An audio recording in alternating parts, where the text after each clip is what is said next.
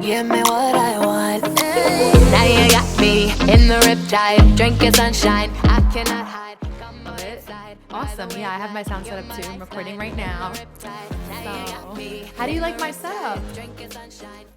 I'm recording too. Okay. I have it pinpointed because we are in New York today. So I have it on the map here. So everybody knows that we are tuning into you from New York, Rockland County. That's pretty dope. I like Yeah, that map. and then I've got Chameleon here. Her name is Queen. She wanted to join in, so I bought her favorite leaf, and we're just getting ready to talk about all the different shades that you have and the different talents you have that go into everything that you do. All right, sounds good. Yeah, I'll do my best. Very cool. So, are you ready to get started with some questions? Yeah, let's do All it. right, sweet. So first of all, Let's tell do it. everybody what you do and who you are and what your profession is, what your craft is. So my name is Joey Cara, also known as the Queen's brother. And so I guess I always call myself an archpreneur. Okay. An entrepreneur? Entrepreneur, an artist who became an entrepreneur. Oh, I love that. That's great. That's a soundbite. I love that. Entrepreneur. You know, I as you well know, how much I've loved, making movies and how much I've loved filmmaking and video production. Right. In sure. Recent years, all of those skills have allowed me to start a company where on a local level for business owners, I'm able to create content for them that helps them build their brand in the digital landscape utilizing social media. Very cool. And what's that company called?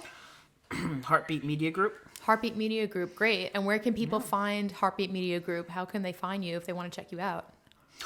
So we have our website, www.heartbeatmediagroup.com. Okay. On Facebook, we're Heartbeat Media Group. Okay. And on Instagram, we're at HBeat Media Group as well. Awesome. Very cool. So that sounds awesome. So it sounds like you're mainly doing local work with Heartbeat Media Group. So do you stay kind of in a certain zone doing that, or do you guys expand? Do you have a limit to the radius of how far you guys will work? Good question. So yeah, it's mostly a localized thing right now. One of the sometimes I have to think before I say it so I don't sound a little too full of myself. No worries here. And don't want to take myself too seriously. Toot your horn. This interview is about you. It's about highlighting you and your talents and what you do. So please. I know, but I usually interview other people. So this is new. So you know both sides of the coin. This is new. Being on this side. Very cool. It's interesting, isn't it? It is. I'm just looking at my audio levels real quick. Make sure. It's sweet. not No peaking. worries. Looks I'm gonna good. lower my microphone a little bit because I think that it's a little bit in my face. What do you think? Okay. No, it was good. Your mic framing is good. Okay. Yeah. So, if you think about all the major companies in the past, and with how they did their advertising, right? When radio became popular, the innovative business owners went to radio, and then after radio there was television, but then there was pushback from don't go to the new thing, be loyal to the old thing. This is what's worked for us. This is where we're gonna be at. So just to specify what you're talking about when you say the old thing and the new thing, what's the old thing and what's now the new thing? We're going back in time. So that at one point radio was the new thing, and then when television came through, radio became the old thing. Television became the new thing. Yes. And now, in the next new thing is, social media, digital. Yeah. That's the new thing. And what Gary Vaynerchuk always says, which I love. Gary V. Listen to. He's the man. He is. Is what's the best value and where is the attention, right? And right now, the attention is on these guys. So what's different, is that in the past, these big, powerful marketing campaigns with millions of dollars behind them is what dominated the landscape. So we focus on... You're talking about like the commercial ads that costed hundreds of thousands of dollars and things like that. Right. So we focus on the local guy to say, you know what, listen, so-and-so, if you want to dominate in this region, in this localized area, right? If you want to push your brand, we'll come through and we'll create the content for you that will stick out from what everyone else is doing and give you a full-out digital marketing campaign that's really focused on brand building and getting your message out into the local community. At a budget that's functional and economical. Right, exactly, right? You don't need millions of dollars anymore to do a powerful marketing campaign. You know, you could do it with thousands of dollars now. Yeah, and reach exactly. A lot of people. So Very cool. the playing field has been leveled in most cases. And I think that's really important to acknowledge. You know, it's kind of like whatever you're doing today, whatever kind of creator or entrepreneur you are, you can get started for little to no money, you know, doing things like this, just podcasts, videos, whatever it is, and you can just broadcast yourself right from your phone. So it is pretty awesome, and it's a pretty crazy day and age that we live in, and that's why I wanted to do this and get this started. And to let you guys all know, this was pretty much Joey's idea to get together Chameleon Cuts. We had a conversation when I was in New York this summer, and I was telling him about how I just wanted to give people more value and a reason to follow my page that would help them, that would inspire them, and spread enrichment throughout all of the entertainment industry community. And he came up with this awesome idea of, why don't you interview people who are creative types and talk about the process and everything. And I was like, that would be great. I would love to do that, because then I could spread some education around and let people know what actually it takes and what goes into what you do, and all types of creators. I think it's super valuable information, especially for people who don't really know much about it at all and want to get started and are curious and want to learn about it. And they're beginners, but they're kind of hesitant to get started. So I think this is really great, and I'm really excited to be spreading a foundation of education and connecting people so that they can follow each other and network. And I'm super excited about it. So I think it's a great idea. I've got a lot of people that I'm going to interview. You are first on the list. So this is great. Yay! Yeah. Super excited. Just to be clear, it wasn't my idea for her to interview me. That was her idea. Oh, that was to interview you. Yeah, that was my idea. That was her idea. That was my idea. When she said, "Oh, great, I'll interview you first," and I said, "Oh, okay." Well, listen, there is so much that goes into what you do as a creator, and I've always been super inspired by you since I was a little girl. And you know, when we were kids, you know, you had all of your different ideas and your camcorder, and I mean, you're such an amazing talent. Not only are you a director and an incredible person to work with, who's very visceral and very interactive and passionate, but I remember you started sculpting when we were younger. You sculpt dinosaurs out of clay, which is a wild talent. And we used to build connects all the time. And then you would write movies, and we would film different spoofs of all of our favorite movies. We did like The Mask of Zorro. We did The Man in the Iron Mask. What's with all the masks? And then we did Titanic. We would do all these spoofs, and we would run around our neighborhood with a camera. And like, do you remember that time I love talking about this, when we filmed when our brother Carlo ding dong doorbell ditched the neighbor, and we left the camera there and filmed it, and then we thought it was the funniest shit in the world. What are you talking about? Our brother Carlo never did such a thing. And we never would film such a crazy thing excellent. like that. It was amazing. It was amazing. This is how it all gets started, guys. Pranks and fun. And dinosaurs. But all kidding aside, I think you're an incredible talent. You draw poetry, and you take huge inspiration from music, and there's so many special things about working with you specifically that I definitely am going to get into in this conversation. But first, I want you to just throw out a couple of your responsibilities and what your craft and your profession involves and encompasses, because you wear a lot of hats, like from time management to, just go ahead and let us know just like what it takes to do what you're doing right now with Heartbeat Media. What exactly your role is in Heartbeat Media, like specifically. I am the content creator. Well, photo and video content. Great. So if you further break it down from there, the director, the cameraman, the sound guy, the cinematographer, the editor, the writer, Yep. the organizer, the coordinator, the production assistant, the producer, and the interviewer, or you wear a lot of hats when you operate on a small scale like this, right? But the great thing is that there's technology out there that really makes it possible for us to do that. I mean, even when you think about like Robert Rodriguez and when he came out with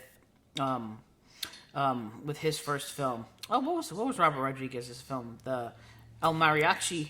Yes, of course. What's the name? Was that the title of the movie? I don't remember, but I remember that film. I remember watching it together with you. Yeah. Yeah. Yeah, well, Robert Rodriguez did it all on that, Yeah. And that's, that's pretty awesome. It's really awesome. And, and now more and more, you just, it's not about the technology per se, like, who has the best camera, who has the most expensive camera. It's just about how you use it and how you can relate to people and really drawing out from them what you feel that other people will connect to. So yeah. Definitely. So originally I only wanted to be a director. I didn't really want to be a camera person. I didn't really want to be an editor. Yeah. I had to, kind of learn all that. And then that now I'm like, oh man, I don't know if I want to give any of that away to anybody else. But yeah, and it's so funny because, and for you guys out there, you will notice that as a creator, your hats will evolve so much. Like so many people in the industry start out doing one thing and then end up doing something completely different or many other things alongside what they're already doing. So it's almost like just expect to be doing a lot of different things and spreading yourself out in a way that, you educate yourself and you just keep bringing more opportunities to yourself as well by always being open-minded to new endeavors and to learning because it's only going to help you be more well-rounded in the end. Yep.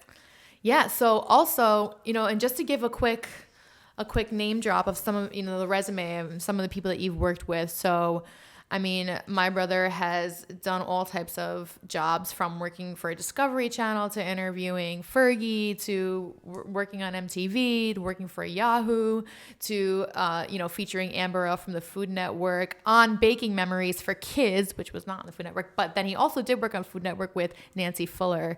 And then that was for Farmhouse Rules, right?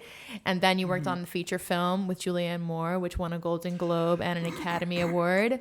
So lots of cool stuff. You've been very well-versed and well-rounded in your background. And we even shot a music video for me, like way back when we did a Kickstarter campaign. That was super awesome, super fun project. We did? But yeah, so Joey... That was fun. Yes. So Joey is super talented. So we're going to definitely get inside your mind and in your brain and let all the people know what it is that's special about you and why people should want to work with you if they can and why people should follow you and what they can learn from you that will bring, a lot of inspiration to their own projects and their own lives, right? Mm-hmm. To help them flourish and grow their own business at home. So what first inspired you to get into film? Well, the first thing I want to say real quick, you mentioned all the stuff that I've worked on. You guys got to keep in mind, too, is that's all, like, at the bottom of the barrel. Not to say that they're bad positions, but it's an honor to be, a little grunt on a set on a film that won an Academy Award, right? Did I direct Julianne Moore in that? No. But I did get to see a director direct her, and that was a pretty awesome experience, hearing them going back and forth with one another. And, you got to be willing to start, no matter how much you want to be the one directing or, doing that, you got to learn you got to be okay with being the guy on set who gets the coffee. That's very important. Yeah. And on those bigger projects, that's what I did. That's what I was. I was, the guy who got the coffee, who picked up the talent, who drove the transportation van, who helped. I remember how scary that was for you, because you had just gotten your license. Remember that? Yes. That was it crazy. scary. And for those of you that don't know, driving in New York City it's crazy. So not an easy thing to do, but you rose to that challenge, and that was. I cried in the van by myself. What am I doing? Because I was lost, and I didn't really use GPS as much. Oh wait, that wasn't when we driving. had GPSs yet on our phones, right? Holy shit. No, we did. It was. I'd never really used them because I was never the driver. Did you use the Harman then GPS? I'm like, no, it was like I think it was Waze, the Waze app. Oh. And I was like, oh, I don't know where I'm going. Where do I turn? So using a GPS for the first time on your phone and driving and in New York City. Yeah, they're waiting for me to pick up stuff for the art department so they can do this scene, and I'm lost and oh my god, I don't know what to do. Yeah. So that was quite an experience for you, but it definitely probably broke the mold a little bit. I should just go back to my job at Bed Bath & Beyond. What am I doing? Yeah, I mean, guys, like, the side jobs is like totally a part of this also. I mean, I've worked in over 30, 40 restaurants probably in my life, and that's not even talking about the other jobs I've had too. So it's just like you've got to do your side jobs to help get you some of the capital that you need to start doing what you want, what your love is, right? Yep. Not everybody has the luxury of being able to pursue that solely. So absolutely, yeah, all good stuff to point out. But so tell me, what inspired you? Were there any directors or any movies or any moments when you were a child where you really just felt very struck by cinema, or just like, did you just always know that you wanted to direct people and tell your own stories and create your own stories? Were you fascinated with building, constructing your imagination in a way that you could tell whatever story you want? And what I know, Jurassic Park had a huge impact on you as a child. So yeah, that's what did it. If there's anybody to blame, it's Steven Spielberg.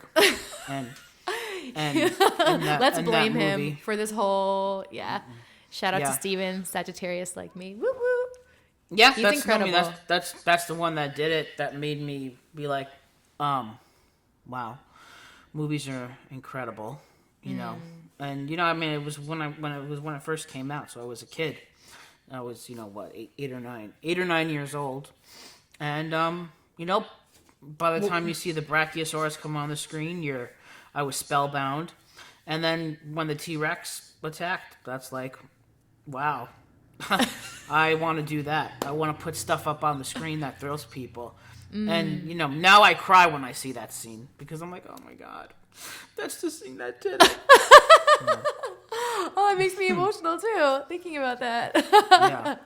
Oh, that's crazy. Right? There's a growling T-Rex and I'm like, oh my God. Crying for all the opposite reasons that people would be thinking you would be crying for. Yeah. But it's true, yeah. Like getting to encapsulate a moment and move somebody, or getting to build a moment and then encapsulate someone else in that moment that you created and move them. Yeah, it's the greatest thing in the world. And now, that's what I stress to, business owners, even, to the church, because I also, do videos for the church, is like, guys, now we as like little people in Rockland County, we can create moments like that for people because we have, we have the capability to put stuff up on the screen. That's right. Even if it's this little screen right here, yeah, or the big screen inside of the sanctuary for the church, it's like, hey, it's possible now. Yeah. And you the don't goal have to be Steven Spielberg with, millions of dollars making a big budget film anymore to be able to give people that experience. Exactly. And like the goal is to encompass those moments and get to affect people and move people. That's the main goal. And that's what so many people don't understand. And once you get that, and once it clicks with you, then it's like, okay, wow, I got to be doing more. I should be doing more. It's like the real meat and potatoes of like what you want to do. Right. It's like you want to draw somebody in, you want to communicate with somebody. And I think that that's a mark that a lot of people maybe miss, because we're just like, especially being artists, we're so like about what we're doing and what our craft is. But, especially for me, it's like I'm a singer, but I don't want to only do things about myself that have to do with singing. There's so much more going on. There's so much more that I'm interested in, and I'm always learning too. So this is a great way to navigate and talk about all that. So another thing that I just think about this. Think about this. Okay. When we're long and gone, when we're dead and buried and moved on to the next life, right? People will still be able to watch our stuff. Yeah. Many years down the line. So, wouldn't it be great if we could be watching our great grandparents and seeing what they were doing when they were our age? Well, now, now people are great grandchildren will be able to come and watch. I never thought about it that way.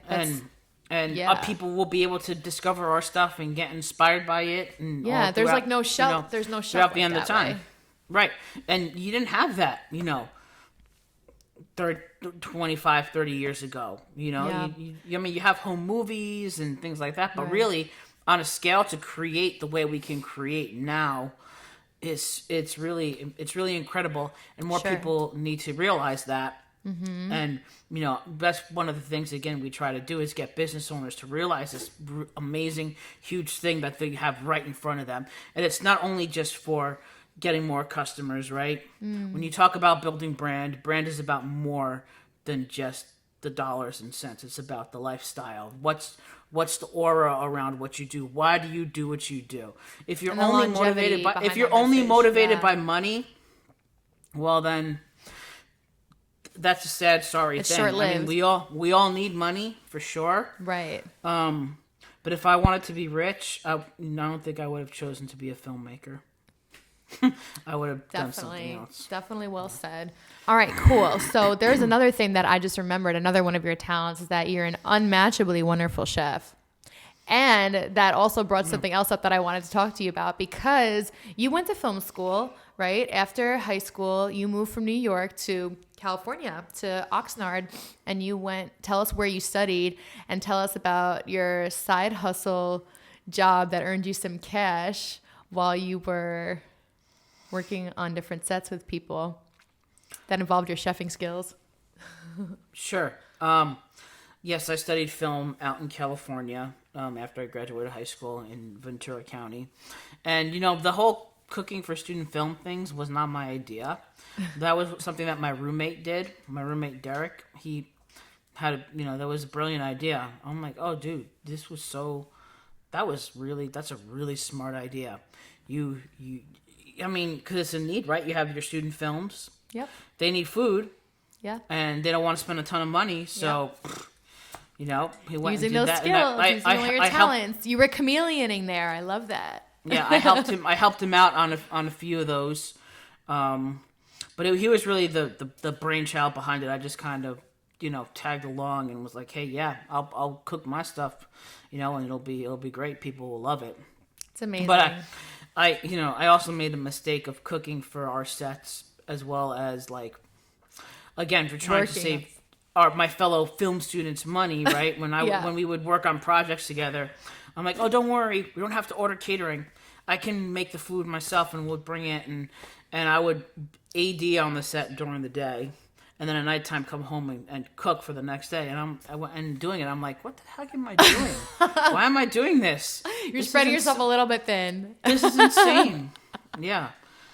You would make yummy trays of penne vodka and all kinds of stuff. I wish I was on those sets to eat that food, because I love your food. Yeah. We cook a lot in our house at home, so that's something we take a lot of pride in. So super awesome stuff. But yeah, I do like sharing cool. food with people, just not while I'm running a set. So, definitely. That's rough. So tell us about your first project in film school, the pizza project. and the fun videos that you made. Because I remember how exciting it was when you would come home to visit and you showed us like the projects you were working on in school. And this is like, you know, this was where you started. You started doing this stuff, and now you have your own business, Heartbeat Media Group. And it's like, you know, it's just all these things. It's so funny because when we're getting started and we do all these projects, we get kind of bent out of shape sometimes about like perfection and all that stuff. But it's like all of these projects that we do are really practice.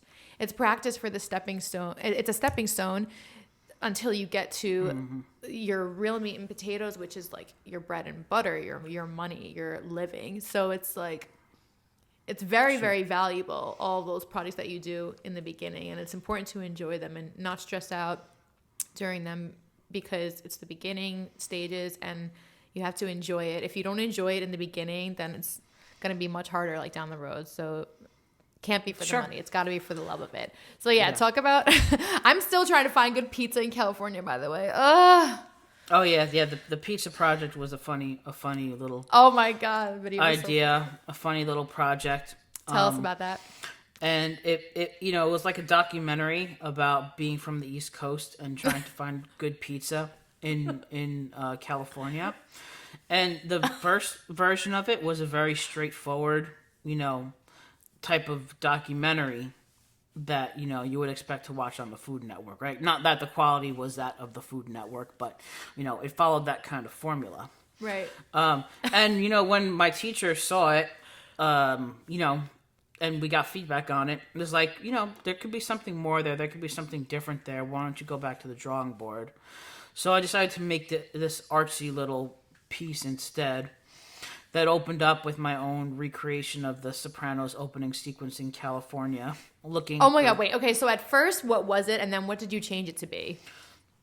Well, it was still a documentary about finding good pizza in California. So it was just like visiting different pizza places, different pizza parlors around California. Right. Okay. And then it became like this avant-garde pizza hunter thing that I opened up with a crazy poem, and I shot up on the mountains in Ventura by this cross wearing like a black trench coat and a top hat. Like I was ready to, you know, embark on this journey. And I had the music from the Gladiator soundtrack playing in the background. Yes. And then there's, you know, these art sequences where I'm walking through downtown Los Angeles where there's like Blind Guardian music playing in the background. And I collapse on the floor because I just can't find the pizza and it's depressing. And so dramatic. I'm a warrior at his end. And then it comes and I find Tony's Pizzeria and it's magical. And Tony is putting the sauce on the pizza like an artist and throwing it in the oven, and there's beautiful music playing, and it's like, oh yeah, relief, release, beautiful release. And the story ended on a happy note. I don't know. I think he's still open, but Tony's Pizzeria in Ventura is amazing. That pizza was the I've bomb. got to go there. I still have not been to Ventura yet. Me and Ozzy really want to go. So we should go. And I should give him a shout out. It's beautiful. And go to Tony's Pizzeria. Oh my gosh. I don't even know if Tony's still alive right now, but he was a good fella. Old Italian guy from Chicago. Love it. Yeah. Very cool. I went there many times afterwards with friends to enjoy the pizza. But yeah. So it became this little artsy piece. I love it. Yeah, you did so many fun projects while you were in school. The one where you had that hot dog and you brought it to life, and then you put him in the blender, and he was like. So I only did the voice for that. One of my fellow film student friends Duncan or was like, Vincenzo? no. I think it was John. He asked me. He says, "Hey, could you do the voice for this hot dog? And can you act in it also? Can you imitate the voice as the protagonist?" So I was talking to myself before YouTube stars started doing it.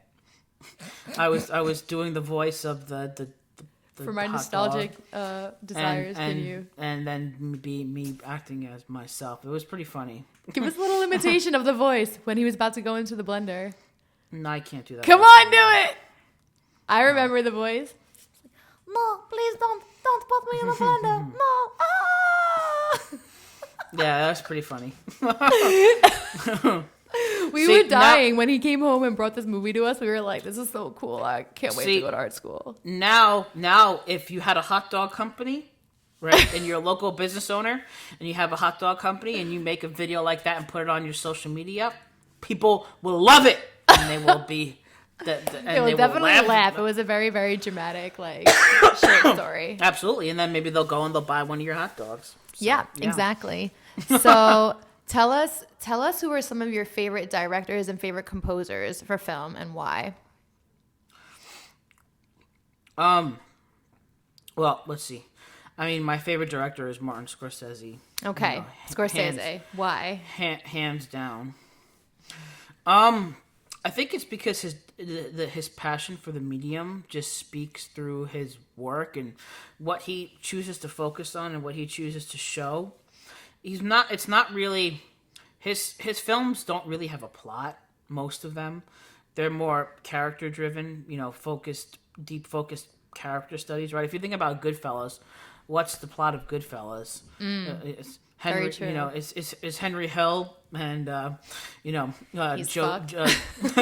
Henry Hill trying to get to the other side of the mountain, or trying to find the best bowl of spaghetti and whacking guys along the way. No, it's a deep character study, and I appreciate that kind of stuff, and just the way he weaves the camera throughout his films. The camera, the style really speaks to show things in a different way than other, filmmakers will do. And then his soundtracks, I mean, when you play, you ask me who my favorite composer is.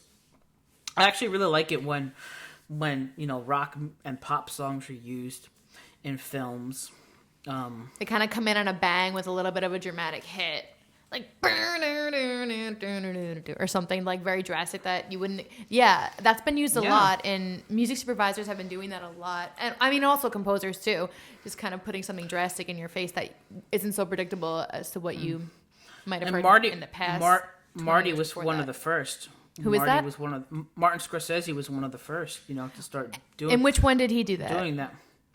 Well, using pop and rock music in all of his films. If you go back to Mean Streets, Oh yeah, sure. When it opens up with was it, be my Great little baby, and then yeah, and all that stuff is featured throughout all of his work, and it works well, even better than an original score, Sure. And then even if you think what's one of the scenes that stands out in A Bronx Tale? Martin Scorsese didn't do A Bronx Tale, but De Niro took a page out of Martin Scorsese's notebook, and that scene with the bikers and the in the bar, and then you hear "Come Together, Come On," when he now you can't leave.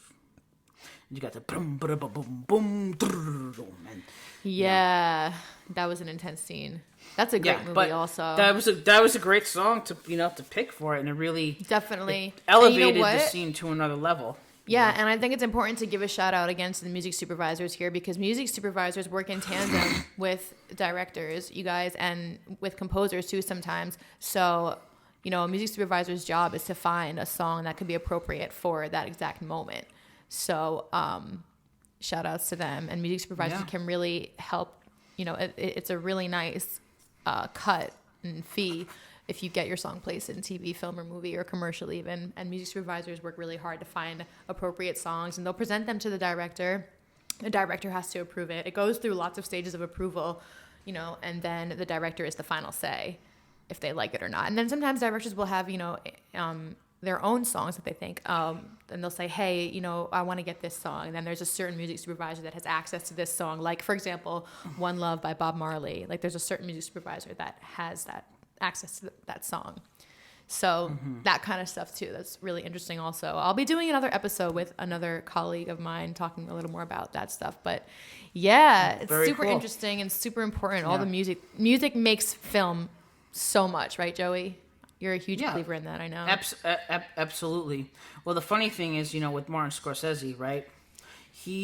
When he writes his scripts, on a lot of the songs that are in his movies, he writes them into the script when he's writing the story. So before it's even shot and edited, he knows that this scene is going to be set to this song. So he paces it out in his mind. Yeah. That's really interesting. So I did that once I was doing like a practice screenplay, and I wrote this, gangster. We're always writing gangster films when we were kids. Like, this was Joey's bread and butter, was the gangster stuff, the Soprano stuff, all Italian cinema. Joey loves literature. He's read Dante's Inferno, all the dark comedies. This stuff really inspires and draws my brother a lot. And his when he writes poetry, it sounds like it comes from another lifetime, another time period. It's just incredible. I mean, we're talking to a super, super talent right now, you guys. Like, such a passionate person. And I'm going off in a tangent now because there's something I really want to ask you about. But go ahead and finish what you were saying. So the opening scene, I actually wrote it to the tune of Marvin Gaye's Inner City Blues. Like, when I was crafting that opening, I'm like, okay, Inner City Blues is going to open it up. And then it dissolves into a murder sequence set to the sound of Silent Night in the background. So yeah. So I love it. Yeah, that kind of stuff provokes emotion. It does. Yeah, it does. Yeah, that's definitely what the goal is. So absolutely. What is your favorite part about the creative process of filming and directing? Editing. Really? Yes. Yep. It's like the least stressful part. Well, when you wear all the hats at once, when I'm on set and I'm directing and I'm shooting and I'm lighting and I'm worrying about the sound and all that stuff, it's like my head is in all different places. Yeah. But then when I take it back into the editing room, right, in that moment, I'm just the editor. I get to now sift through all the material and wear one hat and see what I have and sculpt it. And it's a lot of fun, and it's actually very relaxing to do also. That's so interesting because some people might say that they get stressed out in the editing and they and they're kind of indecisive and they don't know what stuff to pick. And I guess if you have a clear vision of what you're trying to convey, that helps. Maybe when people aren't set on that from the get-go, or they don't capture a moment, like they don't organically capture the source already on film the way that they wanted to, then it's harder in the editing room. So I guess from the get-go, you really need to be thorough in getting what you want right in the first place, so that when it comes to editing, you're not doing more work than you need to. And then sometimes things will surprise you. Sometimes you'll be like, oh, this works well. And then, and then you could have a different thing than what you originally set out to have, which I think is part of the beauty and the fun of the whole process is maybe coming out with something a little bit different and rediscover your material, and it's it speaks to you. And it speaks to people in a different way. I'm going to edit something differently than how somebody else is going to edit something. Right. And how someone else is going to edit it. The material speaks to us based on our experience, based on how we see the world, and based on what we They're connect all different with. Lenses. Mm-hmm. Right. Yeah. And then, ultimately you want to allow it to speak, and you want to allow you to take you on the journey. And then once I have the journey with it and I do my thing, then it gets to be released into the world, and then other people get to have their journeys with it. Definitely. It's almost like you can look at film and presenting film to others as kind of like a holographic, visceral presentation of something. It's got so many different shades that, like, people will be affected so differently by all these things in so many different ways. So it's just like it's an aura of color. That's how I see it. Yeah. Absolutely. Yeah. Super cool. So, let's talk about, for example, you film a concert series, right? Where you have different independent artists come. You do it for Stony Point Dental, and you have different indie artists come. I was one of them. And you come up with a concept, you come up with where you want to shoot and how long you're going to shoot and how it's going to be done with the audio and everything. So for people who are just getting started and want to do something like that, what do you have to bring in terms of equipment? And what are the things that you do? How much time do you give yourself to set up? I want you to explain this as if we were talking to somebody that has never set up for a gig like this before, in layman's terms. Well, I'm not an equipment specialist or a sound specialist. Well, you can just generalize like a Ford. I'm like one of those guys who I use what I have at my disposal, right? But I mean, what I've been working with now, for these concert videos, I have my little sound recorder that I'm actually recording my audio right now in. Cool. Can you show us from the top also? It's a little 4-channel. 4-channel. Mm-hmm. And so this has phantom power, so you can plug in a condenser mic, right? Yep. You can also plug in a dynamic microphone there as well, which does not require phantom power. Yeah? Yes. Yep. Cool. Yep. Very cool. So, because what's that called? What's that box called? Say that again? What's the box called so you can tell everyone? It's the Tascam DR70, I believe it's the DR70. Okay. Yeah. DR70D. DR70D. Tascam DR70D. Yeah. All right, guys. This video is not sponsored by Tascam.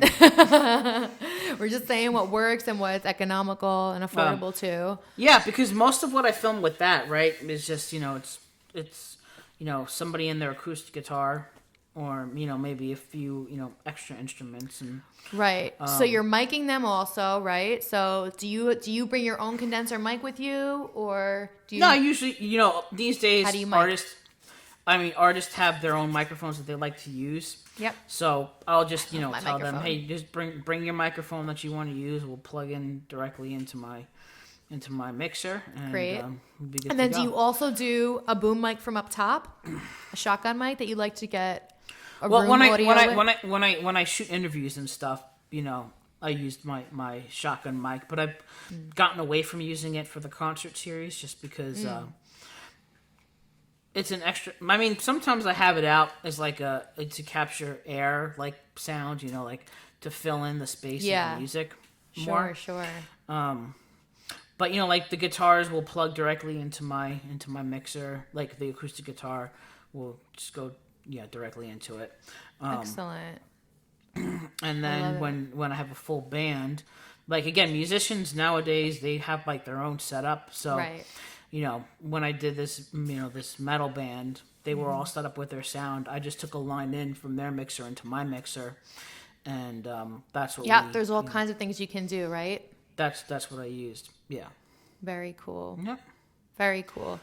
And there's so much that you do. When when we filmed for the Stony Point concert series. You got the lighting just right, and you took, and I know from my days setting up also when I DJ'd and I would do weddings, I always allotted myself 2 hours of setup time minimum, but that's also because, I was lifting a lot of heavy equipment. Joey showed up an hour in advance and he set up the lighting and got it just right, and he needed me there so he could see how frames would look on my face. And then we had some things set up for B-roll footage, and B-roll footage, if you guys don't know, Joey, you can explain about B-roll and how that played into editing the videos. Well, B-roll is what you can shoot that's like insert shots that help to elevate the level of your video.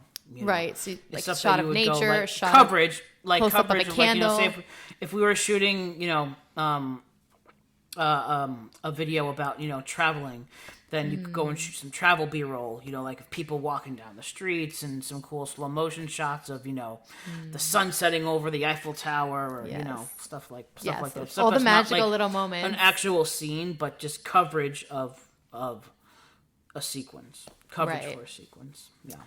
So I think we should give a little context real quick, because when you say Stony Point Dental concert series, I'm sure people are like, "What the heck?" Yeah, go ahead, please. A dental office and a concert series. Yeah, what's up with that? That's weird. So, Yeah. So when we first got locked down, I went to my client, and this guy, Dr. Robert Chorney, he was our first client, and our client who continues to work with us, from the very beginning. How long has he been with you guys now?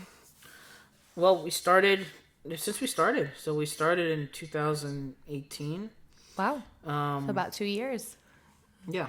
Exciting. So he was the first one, and he continues to be with us till today.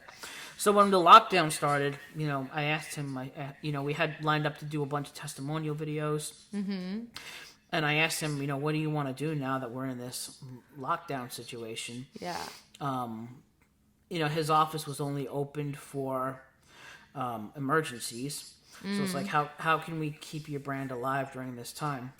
So he's always open to some, outside of the box ideas from me. So I was inspired by a video that one of his patients sent to us, because we were wanting like people to send something inspirational for us. Then we would put it out on his page. And one of his patients sent a little video of her and someone else playing music together, and I was like, "Oh, this is really great." It was they filmed with their cell phones, and that's amazing. But it was nice, and I'm like, you know what, we should take this, but just bring it up to another level, and we should produce a concert series, right? Give any patients of his an opportunity to share their music, right, and have people support them. Mm-hmm. And we would film it professionally, and do like a professional little indie concert with it. And you would live stream, and we would live stream it from his Facebook page. And brilliant. He would be the host, so he would have his microphone and then do the introductions and do the intermission. It's great. And then prospective patients get to see his personality, and they get to see these people that are performing who clearly are vetting him out because they're patients of his. And it's just like, it's a great way to draw in new people. And also, it's scary going to a dentist, so you establish some trust there. These people obviously trust this man to take care of something that's very important to them and essential. So it's great in all ways. The synchronicity is awesome. And it shows the type of man that genius. he is. Stroke of genius. Anytime you're gonna lift up others, you're gonna win. I totally agree. Lifting up others is something that everybody needs to do. We all need to lift each other up. And you are definitely somebody who does that, I have to say. So that brings me to my next question. So, sure. Joey, what would you say others love most about working with you? I don't know. Let me think about that for a second. And it's okay to toot your horn a little bit. That's why we're here. So don't hold back. Sure. I don't think it's my energy. I think people like my energy. What about your energy? Well, people like my passion. So I think that makes people excited to work with me, is how passionate I can get. And I can speak to personal experience when we were doing my music video, and we were outside by the Hudson River on the water, and it was very cold, very breezy, freezing, and we had some of our actors in short sleeve shirts. And your energy was so inspiring and motivational. Like, it literally brought me to tears, and not just because there was wind in my face, but I mean, you guys, like, if you love what you do, you've got to really be there for the people that are there for you, and you've got to be strong and keep building your vision. And it's so seamless, and it's just unmistakable to watch Joey work and how inspired and how passionate he is. Like, everybody was freezing and cold, but Joey was just like, all right, guys, let's do it. We got this. Let's go. You guys look awesome. Great shot. I love this what you're doing over here. I love your stage managing is amazing. You're incredible. The sound is great. You guys look beautiful. Let's do this. And like, Joey has a way of bringing a vision to life. Like, he can talk to you as an actor and say things to you to make you understand what he's trying to convey. And it's really, really, really quite amazing. Remember when you were directing Mike, and he was a gangster. He was somebody, the concept of the video was that I had fallen in love with somebody, and the song was called Inside His Eyes I Died. I had fallen in love with somebody, but I didn't know that he had this whole dark side to him that I never even knew about. So it was showing me and him being in scenes where we were loving each other and all this stuff. And then on the other side, it was showing him being a killer. It shows him give a nod to a hit. And it's just like when you coached Mike, I remember distinctly what you said to him, but Mike was not an actor, and you really, really were able to you're able to pull things out of people because you make them feel so comfortable and you make people feel valid and valued. And like, I think that when you provide that safe place, that safe kind of orifice for somebody to express themselves, you're creating an impetus for them to shine. So, and feel like free to create and to explore. Because I mean, how many directors, we know so many directors that have relationships with actors where they just let them do their own thing, you know, because they just have that relationship. So you said to Mike, you're a lion stalking his prey. Oh, that's the face I want you to have. Yeah. And nice. Mike was not an actor at all, but yeah. So that's your money. That's why you're amazing and incredible what you do. No, I remember that look that he gave too. It was perfect. Yeah, it was like I loved scary. it. And if you remember in the first cut, because we had somebody else edit that, in the first cut that look wasn't in there, and I was like, "What the f?" Right, and that's why it's important to communicate with exactly. Editors have to communicate with their directors. Don't miss those shots, guys. No. I mean, one of the good things about having somebody else do an edit is they'll bring their own view into a fresh it. Set of eyes. But then you come back in and you're like, you no. come right. And also we didn't have a script supervisor taking down notes and saying, Joey liked this shot, use this. Right, you know? Right. Good point. Yes. Excuse me. Definitely. But yeah, we know, and I do believe in letting actors do their own thing for sure. Yeah. But you know, I work with mostly non-actors, with people who don't act. So, you know, I gotta kind of come alongside them, and I believe everybody can act if you have the right person, the right people around you to bring it out of you. I think anybody can do it and give a believable, heartfelt performance. That's very inspiring. You know? What's your favorite part about the creative process of filming and directing? What's your favorite thing? Just of directing, because I know we talked about me liking the editing process the best. But I mean guess more when it comes to directing, my favorite part of directing would say is you know, I just creating those moments on set. When those moments hit, it's a beautiful thing. So what do you think separates? Sorry, I was gonna say, what do you think separates you from the way another director might capture something? What's special about the way that you direct? What do you think is special? Well, we all have our own unique styles. You know, everybody sees the world in a different way, and that's gonna come through in the work that they create, right? Definitely. And so, you know, I mean, listen, when I think about myself, when I think about what influences me, right? You start again. I'm influenced by so many different things, right?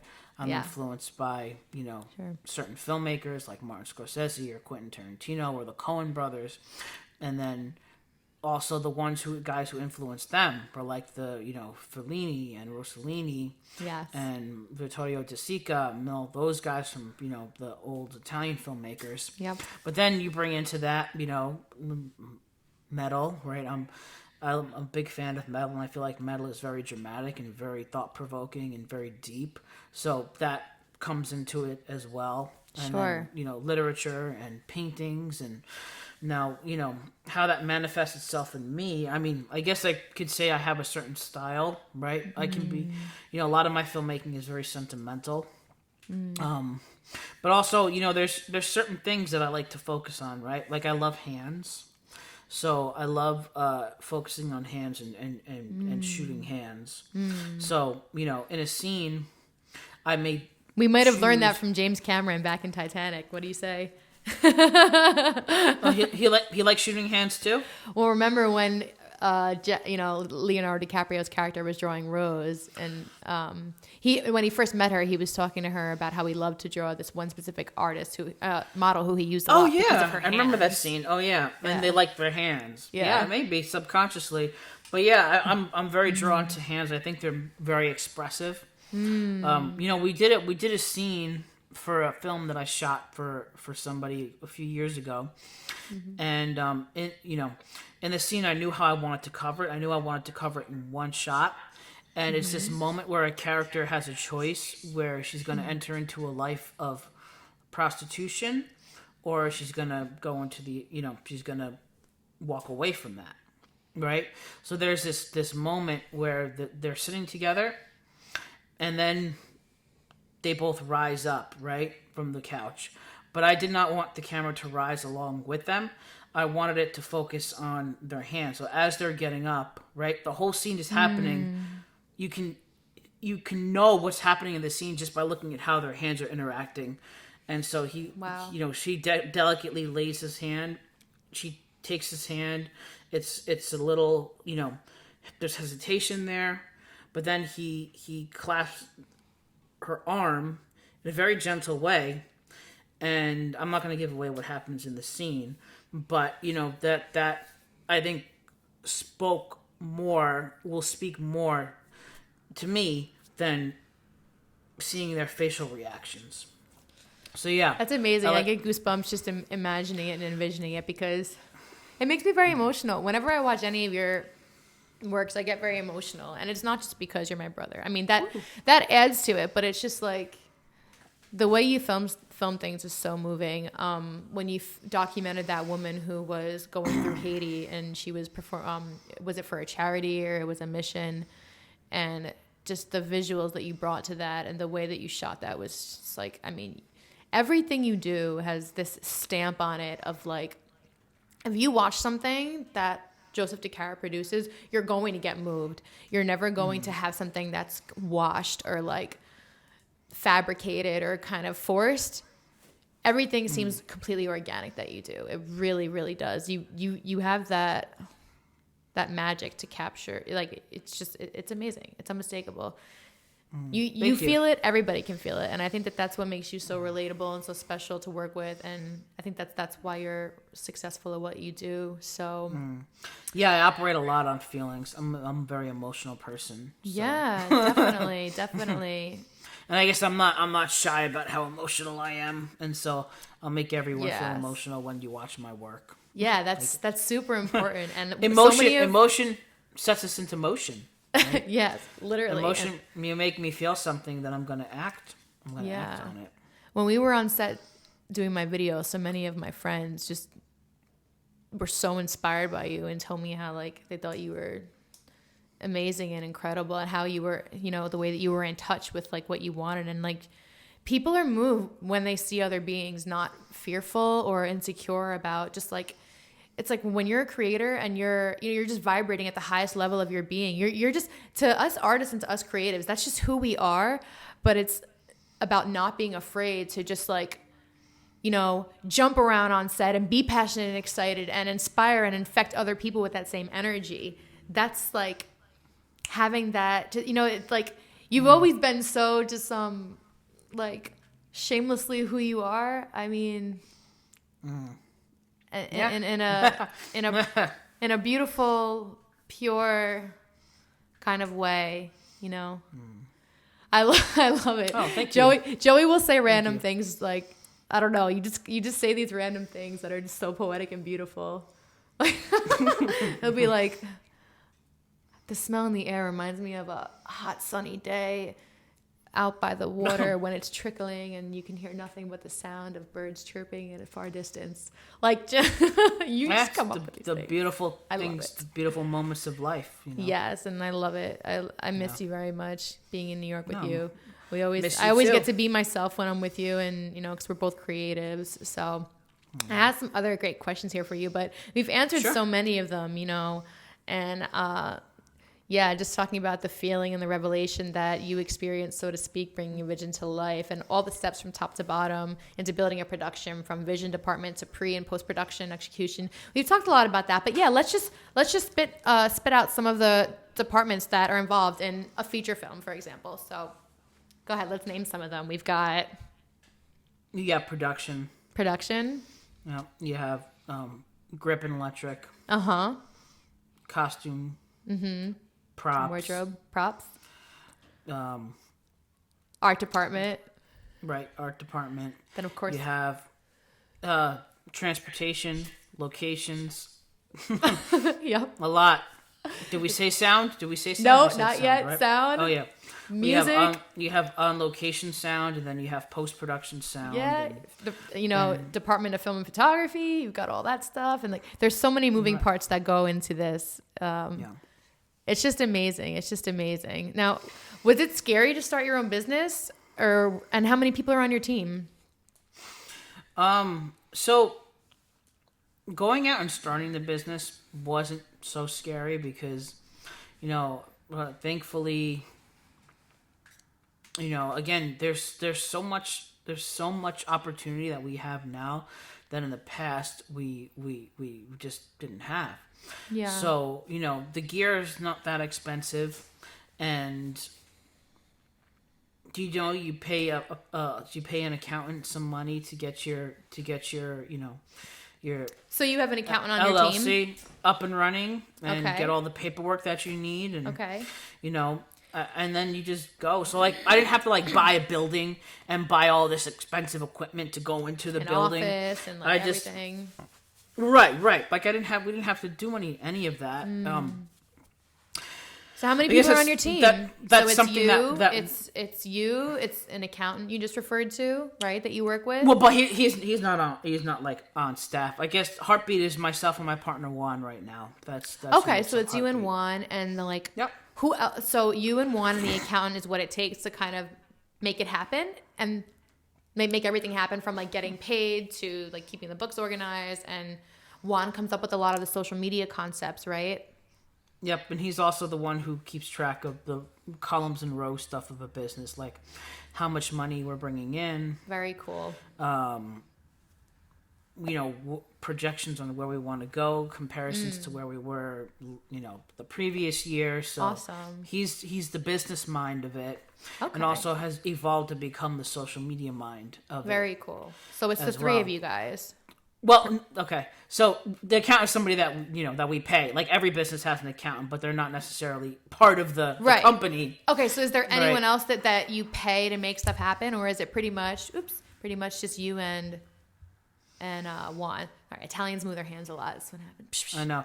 Well, I said the same thing. I think I was filming somebody, and I was like, "Oh, I should have." I can't help it. I hit the camera with my Mamma hands, mia. and I'm like, "Oh, shouldn't have such an expensive camera around an Italian while he's talking."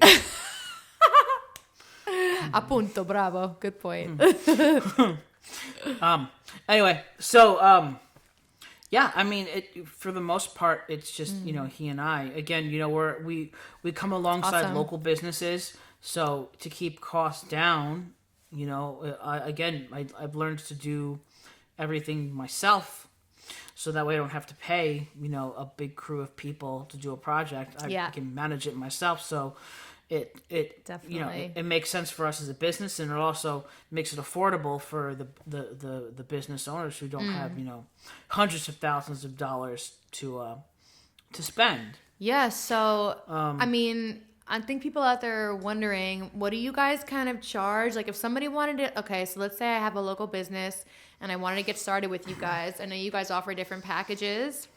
Are you at liberty to say the price range of where things start and end for different packages? Well, before we can even get to that point, we have to get to what does the client want, and then we have to estimate, how much content are we going to be creating. Say I'm a new business. I'm a dog grooming business. I'm a brand new business, and I don't have anything done. I don't have any social media done. I don't have any promotion, no video content, no Instagram, no website. Right. What do you guys provide? Well, what are your goals? My goals are to be successful and be well known in the community and interact with people and connect with them and enrich my business. Okay. So essentially we just start the interview process with them, and I draw out what they want to do, and we come up with a plan, and then it's like you're asking. You go from scratch. You're saying right, yeah. You go from scratch. So I can't say it's So, going to be. I guess I mean in terms of tangibility. It's going to be $6,000 to do this. Now, if somebody has a budget in mind and they say, okay, this is what I want to do, this is how much money I have.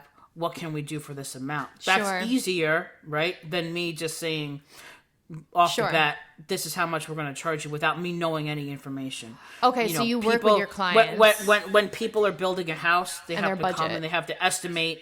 You have to think of all these different Yeah. factors. I can't just tell you it's going to cost $300,000 to build your No, house. for sure. I have to know where you're building it. I have to know, what materials we're going to be using. It's like So clients can come to you with a designated budget and say, hey, I have $500 to work with, and you guys will work with them doing certain things within that bracket? well, a total $500. Okay, so let me clarify one thing. Okay. Is we work in packages, right? We work in monthly Okay. contracts. That's what I want to get into details about. We have our clients, they'll pay us a monthly fee to get a certain amount of content and to get management of that content. Right. So, And this is super valuable, you guys. Heartbeat Media has been able to build a substantial business generating thousands and thousands and thousands of dollars each year from their clientele. This is no small feat.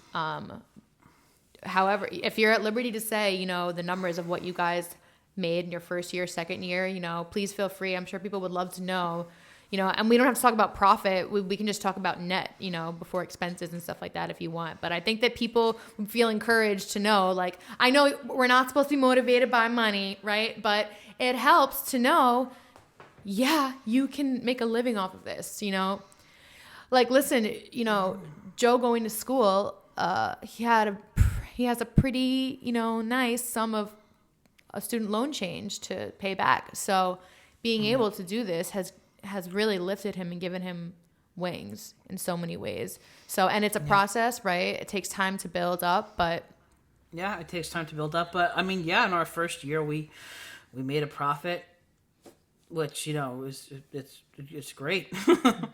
And then are you at liberty to say, or?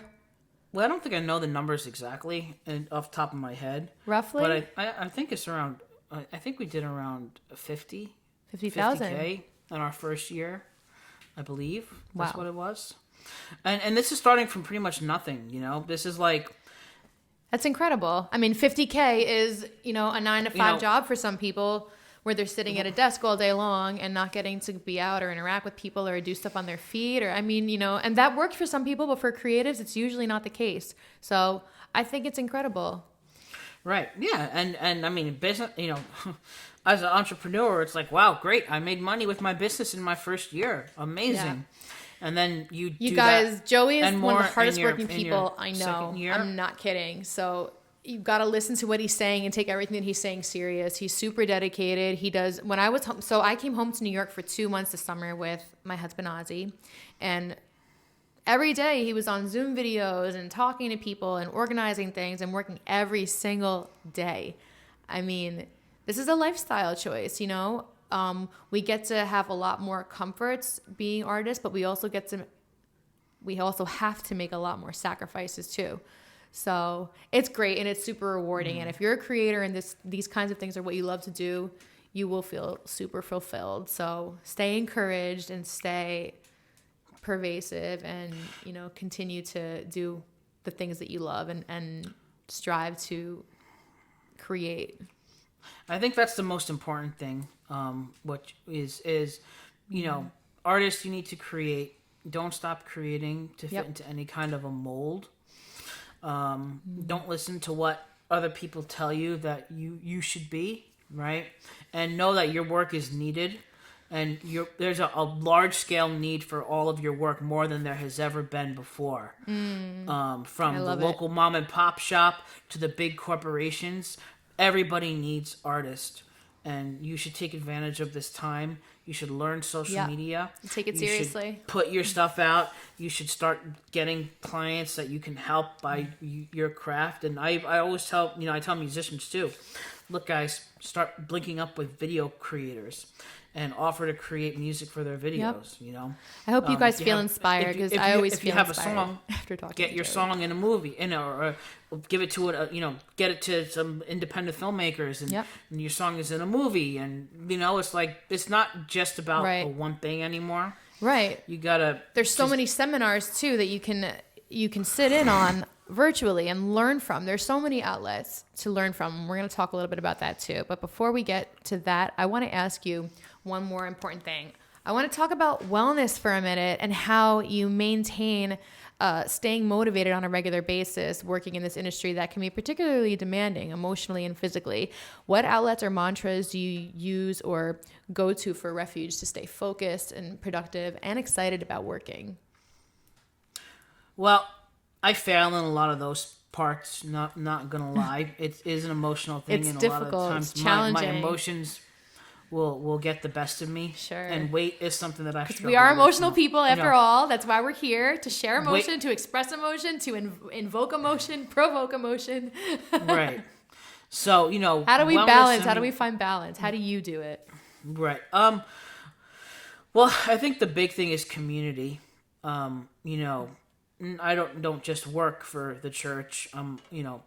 Part of the church. I build relationships with people in the church, and it's important to surround yourself with good people, and to realize that it's not all about you. Yes. That there's something greater than yourself out there at stake. Yeah. I love that. So even if there's moments, right? I mean, listen. We all have dark days. I have dark days. And you just need to get outside of yourself a little bit, and again, be around Look at the big picture. Get a good community around yourself. If you need to take a break, what do you do? Where do you go to find refuge or peace? Or is it listening to music maybe? Or is there anything that you do to take yourself out of your work for a second? Or do you not really do that stuff? Are you so vested in working right now that you kind of are looking to find ways to have more balance in your life to balance it out? Because it gets demanding, guys. Like we were talking about, this is a 24/7 kind of dedicated thing, like being in the industry. I mean, my other friend who's a production manager, she literally is on call 24/7. So yeah, it's hard. Well, one of the things that's really hard to do, especially when you are an artist, is to separate your value as a person from you being an artist, right? And that's not easy for a lot of us to do, because if I'm not creating something, then I don't feel like I'm valuable. So you have to, number one, tell yourself that that's a lie. Right. We're not defined by what we do. Right. We're defined by the character of who we are and what's in our heart, and also we're defined by God. So. When you get your value from earthly things only, it's going to lead to disappointment. It's going to lead to heartbreak, and it's going to lead to a lot of rough stuff. So I also think having faith is an important factor for me, at least in my life. When I can't tackle it all on my own, just having faith really helps me, and setting aside also time in daily life to meditate and just close our eyes and just be for a minute, and try not to think about the things that are stressing us, but just intake the fact that we're all one. We are all one here. Everything is one together as a collective. So that kind of makes us feel like we belong a little bit more, and going outside and doing it. I just started doing this meditation for 10 to 15 minutes every day, and it's working wonders on me. It's taking away back pain. It's just like, I go back to different visions in my head and my mind of places that give me peace, like being on the beach, or when we were in the lake in New York, or, different places that make me feel relaxed. And I envision, being in the beach in Sicily. Like, I have so many places that I go to and I take myself away to now to get me to a peaceful place. And I'm getting peaceful just thinking about it. But, using your mind and helping yourself control your emotions, I think can really also help a lot. when staying balanced and gratitude. Oh, I also, in my meditations, I try to say things I'm thankful for. That's You ever do important. that too? Yeah. So it's like, being thankful is important. yeah, gratitude will always check you. And Gary Vee says that a lot too. Yeah. Yeah. Amazing. This has been an amazing interview. I'm sure people are going to be so thrilled to watch this and get to learn from you. There's so much more to learn. We could talk for hours about, God, all the movies that we love together. I mean, you really are a huge reason of why I became inspired to make music, because I was, unfortunately, as like a 6-year-old kid, when Joey was 8 making movies and stuff, I was subjected to watching movies like Glory and Amistad and Gladiator and Saving Private Ryan and all these crazy dramatic films, and Last of the Mohegans, like these movies made me have such a love for music and film scoring. And I mean, all the different composers, John Williams and Hans Zimmer and all these guys. I mean, Lisa Gerrard has stuck with me. She's stuck with me my whole life. Lord of the Rings, Howard Shore. I met Howard and I got to listen to him talk on a panel, and he's absolutely incredible. We love Vikings and Trevor Morris, and it's just, there's so much that you've inspired me with, and why I've been affected by cinematic music. It's just like being brought up with that. I feel like it, seeing how much you were affected by it, I think really, really left an imprint on my heart, and a fascination with it, and also a desire to quench of being able to communicate and invoke emotion as well to others through music. For me, it was through music, and I know, I love film is an amazing medium as well. Of course, the two work in tandem, for sure. Absolutely. Yeah. Well, see, that's the thing, is you never know how you affect other people, right? Yes. And it's a beautiful thing to hear. I mean, how I affected you.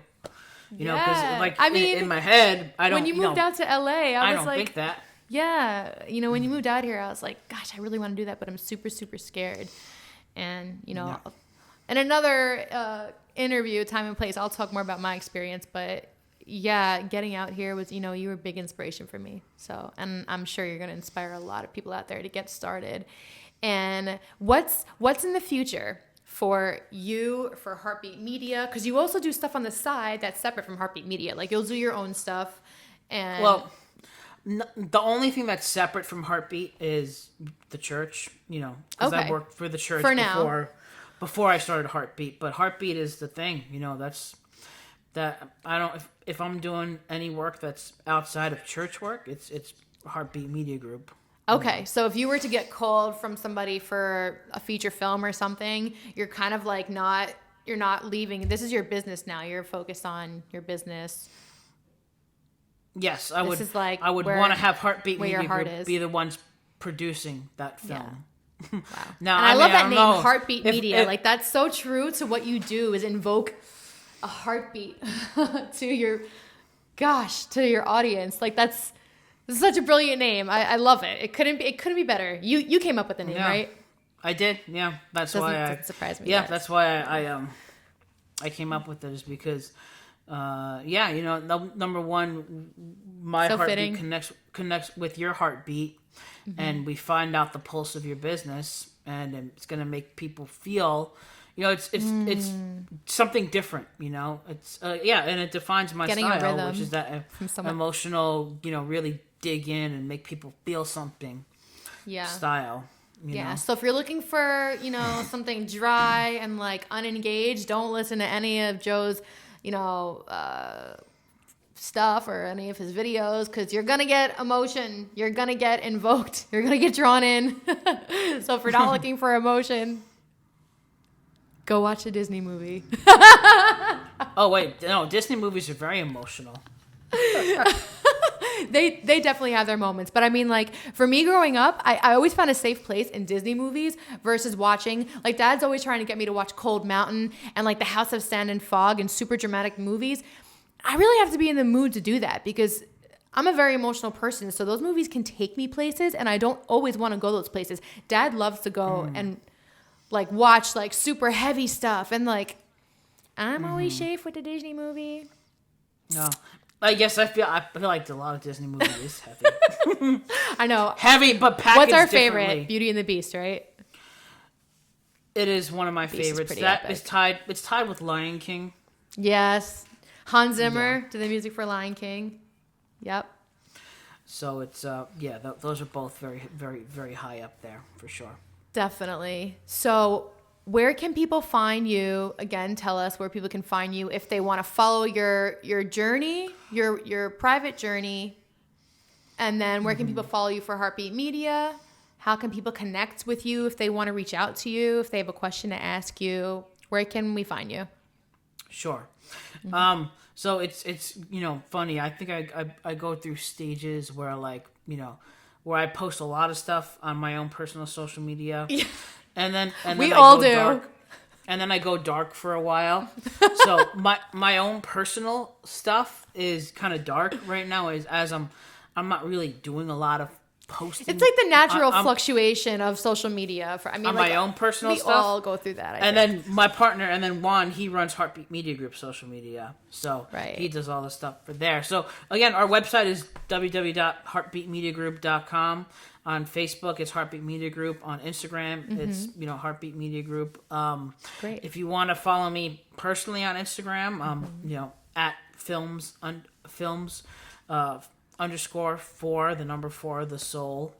Okay. And if you want to follow me on Facebook, it's Joey Cara is my regular personal Facebook page, and Very cool. It's not private, so anybody can follow me and friend request me if they want to. And sometimes I'll be posting a lot, and sometimes I won't post anything. And sometimes I'll post a little, and sometimes I'll post a little. Because it's like.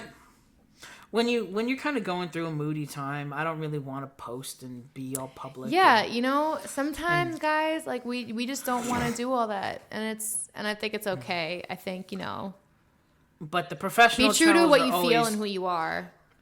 The professional channels is always going. There's always stuff going on the business. Professional stuff. Keep it going on the business page. Yeah. Right. Keep the business going. Keep it alive. Can people email you also if they want to talk to you directly and send you a question or a comment? No, just kidding. Sure. Yeah, emails energy2126@gmail.com. Rock on. Energy2126. Where did your email come from again? Was that when you were filming skateboarding videos with Carlo and Rob D? Yep. What's the concept behind Energy? That was the name of the skate video. I love it. Yeah. Very cool. Very cool. Okay, and the last thing I want you to can you give us just a last note of encouragement or a testimonial that you would give to young aspiring creators who want to express themselves through art and begin and get started, but are too intimidated or insecure about beginning? What would you say to them? Just do it. Do it. Just do it. Just throw yourself into it. Just do it. Yeah, just do it. Do it. That's execution. It's all about execution. You got to execute and be fearless. Yeah. Maybe Execute sometimes and just be showing fearless. up is like half the battle, right? If it's for a seminar or something, because again, I wanted to also ask you the places that you've told me about where I can get information about if I want to learn a craft or a new skill. You told me about a couple websites where I can learn new skills and different places to learn and educate myself. You want to tell everybody what some of those outlets are that you use and go to? Sure. Well, one thing that I loved doing was the masterclass series. I've had a year-long subscription to them, and that's great. I got to listen to Martin Scorsese teach about filmmaking, and Werner Herzog. Blech. My tongue got. It's okay. I know Chase also does a discount for masterclass, teaching about like 20% off or something. $20 back. about filmmaking, and Aaron Sorkin teaching about screenwriting. Love it. That was great. And then Skillshare. Skillshare. This is not sponsored by Skillshare, but it's a website, right? Skillshare.com. I watch a lot of YouTubers, and they're always talking about Skillshare because Skillshare is sponsoring them. So I'm like, Very oh, great. Cool. So what can you learn how to do on Skillshare? Everything. Everything? I can learn how to produce music. I can learn how to set up film. Yep. I can learn how to edit and use Final Cut. Yep. How about learning like Adobe or Illustrator? See, guys, there's so much stuff out there for you, and it's all at affordable prices. So and YouTube is our best friend. YouTube is our best friend. Best friend. So, YouTube's amazing. And like Joey said, just do it. Just throw yourself into it. Just show up for these seminars, and do your best. And if you have any questions, you can definitely email Joey. You can reach out to him. You guys know how to find me. Make sure you subscribe to my channel for more exciting content. And we'll definitely be coming back and talking to Joe about some of his new endeavors and projects that he's going to be working on. It's always so exciting to follow what you do, Joe. And if you guys have any questions or feedback for him below about things that you might want to know or things you might want him to talk about more in depth, if you're a production assistant right now, or if you're an aspiring director, or you're trying to, it's something technical, like, because Joey's written scripts also, so something technical about writing a script that you want to know how he does that, or how he brainstorms, how he organizes himself, please leave a comment below or reach out. I'm sure he would love to help you guys, and we're all in this together. The whole point of this community is to support each other and just like enlighten and build each other up and glorify what we do, because we're proud artists and we want to connect each other. We want to share with each other and work with each other and communicate. Communicating is the goal. This is all about communicating and love and sharing and connecting each other. That's a hashtag right there. Hashtag strong artist. Love it. I love it. I love it. Make that your official hashtag. I love it. And thank you for sharing all of your chameleon talents with us. So many different hats that you wear, letting all of your shades shine, from writer to director to creator to sculptor. Oh my gosh, to chef. You're welcome. It was an so honor. Many. And it feels, talents. Again, I'm never on this side, so it feels weird talking about myself. I feel like, why am I talking about myself? Why are people going to care about, this? Who am I? I'm nobody. But guys, don't think like that. Yeah. That's a bad Don't way do to that self-deprecation don't think you're too important either. Right. That you're above others, but don't, We're all students. Don't sell yourself always short students. There's so much either. to learn out there. And we need each other. We need each other. And that's what this channel is here for, is to support each other and, help each other move forward and advance in their career and toward their aspirations and goals in this industry. This Love is true. it. Well, thank you so much for your time today. It's been awesome. You're welcome. You're welcome. I really Thanks hope to for come doing home and this. visit I'm soon. honored. I'm honored to be the first. Yay! And I'm looking forward to seeing who else you do. Definitely. Yes. We're definitely going to have a lot of people coming up. There's a lot of good stuff to look forward to. I'm going to be interviewing Barry Rudolph, who is a Grammy Award-winning mixing engineer. I'm going to be interviewing Lizzie Pop, who is a production manager. She works on feature films and on set, and she organizes everything from top to bottom. All those departments we talked about in the film, guys, she has to oversee every single department that we were all talking about before. So that's going to be, crazy. Then I'm going to be interviewing some Emmy Award-winning songwriters. Going to be talking to some people about TV and film music and sync, getting music in sync, and like the legal stuff that goes into all of that. Going to be talking with some artists, some rappers. There's lots of people that I want to interview. I have another friend who works in art departments for feature films in New York. So we're going to be going all around the globe. We're going to be going, in Orange County and Laguna Beach. We're going to be going in Hollywood and Beverly Hills. We're going to go internationally. I'm working with some really cool producers right now in France and Russia. So it's really exciting to learn from other people and see what they're doing to grow their following in their business, and what works, what doesn't work, and just keep learning and keep enriching and building each other up. So where are people going to be able to watch your show? So I'm going to put this on YouTube. You guys will be able to find my channel on YouTube. And I'm also, thank you for asking, Joey. I love it. I'm also going to have an Instagram page that's special for Chameleon Cuts, and it's going to be called Queen Chameleon Cuts. That will be the official Instagram page for this. I'll be posting clips on there, and there will be a link in the bio to connect everybody to the YouTube channel where they can subscribe. And of course, I have my other official vocal page, which is Queen Chameleon Vocalist. That's also on Instagram. So, and I'm also on Facebook as well. Just typing Queen Is this Chameleon on Facebook. is this going to be on Facebook? It will. I will run this on Facebook as well. This should definitely be on Facebook. Definitely. Yeah. So you should broadcast it live. Yeah. For sure. I will do that. Live videos, guys. Live videos on your Facebook page get you incredible reach and engagement. Do more live videos. Super valuable information. Professional if you can is always better. But yeah. Go do live videos. Yeah, and you can live stream also on Instagram for those of you who don't know. So lots of good outlets out there for us to target. Oh, great. I wish I could be home with you right now. We could cook a nice dinner together. That'd be awesome. Oh, there you go. Oh my gosh. Yeah. I've been cooking up a storm over here. I made a nice hummus. So good. You did? Yeah. Oh, that sounds super good.